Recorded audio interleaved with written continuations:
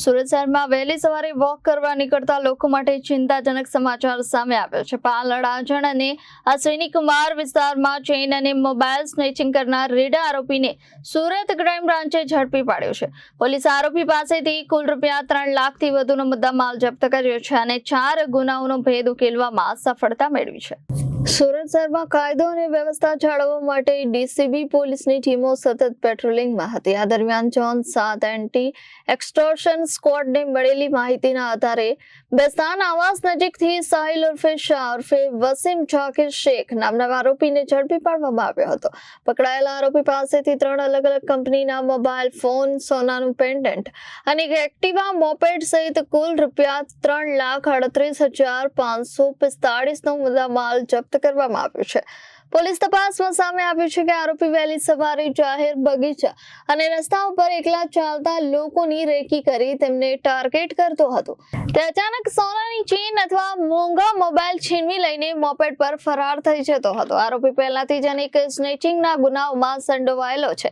લગભગ 20 દિવસ પહેલા જ જેલમાંથી છૂટીને આવ્યો હતો।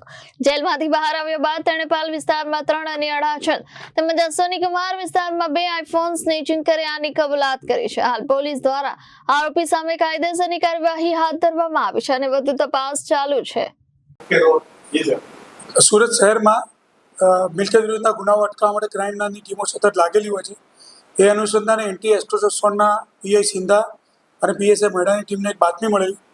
સાહિલ ઉર્ફે વસીમ જાફીર શેખ લિંબાયતનો રહેવાસી જે ચેન સ્નેચિંગના ગુનાઓમાં સંડોવાયેલો છે। અગાઉ પણ એના વિરુદ્ધમાં 6 અલગ અલગ પોલીસ સ્ટેશનમાં ગુનાઓ છે અને પાસામાં જઈને આવેલો છે 20 દિવસ પહેલાં। એવી બાતમી આધારે આ આરોપીને લાવીને સઘન પૂછપરછ કરતા અત્રે પાલ પોલીસ સ્ટેશનના એક ગુનામાં એને ચેન સ્નેચિંગ કરેલું હતું, જે આધારે લાવીને વગર પૂછપરછ કરતા એની પાસેથી ₹3,38,000નો મુદ્દામાલ મળી આવેલ છે અને અશ્વિની કુમાર પાલ અને અડાજણ પોલીસ સ્ટેશનના ગુનાઓ એને કબૂલ કર્યા છે। ટોટલ એના વિરુદ્ધમાં 10 ગુનાઓ છે।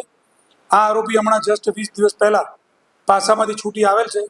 અત્યારે એને અટક કરી વધુ કાર્યવાહી માટે અશ્વિની કુમાર પોલીસ સ્ટેશનમાં સુપરત કરવામાં આવેલ છે।